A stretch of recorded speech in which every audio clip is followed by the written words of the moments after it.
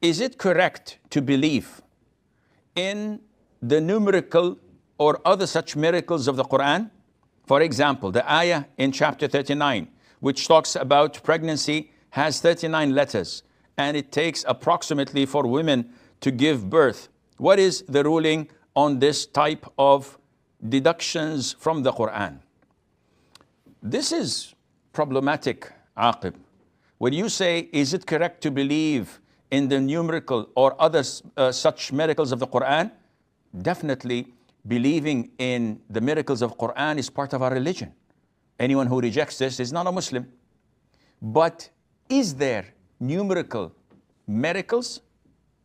People usually tend to find it difficult to distinguish between what are subtleties and miracles.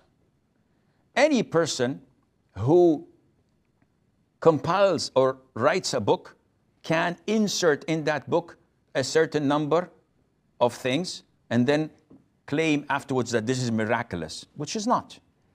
This is not the type of miracles that the Quran contains, first of all. Second of all, people have gone so deep in this that they started making up things according to their whims and desires.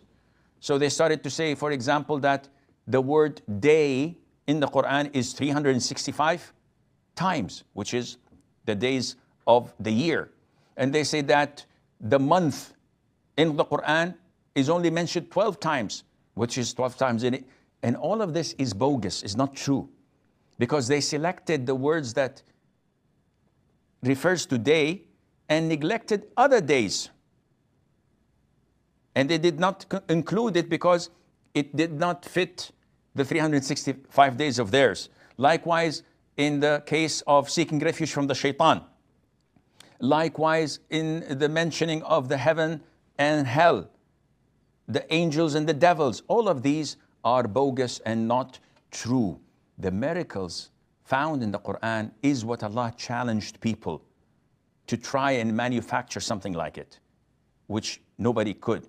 Allah challenged them to produce 10 chapters. They failed. Allah challenged them to produce 1 chapter, and they failed. No one could do that for the past 15 centuries, and no one will ever be able to do that. But to include certain numbers, and not only that, to build on it allegation that, okay, the number 19 has great significance in Islam because it's found in Bismillah ar-Rahman ar-Rahim, and the multiplication of it, you find it here, you find it there. All of this is nonsense and not true, which led some ignorance to say that it's mentioned in the Quran through numerical miracles, they say, when the state of Israel would be demolished. And they said that we can tell when the day of judgment is by doing some calculations. And recently, they said that 9/11 is mentioned in the Quran as well. All of this is fabrication and not true, and Allah Azza wa Jal knows best.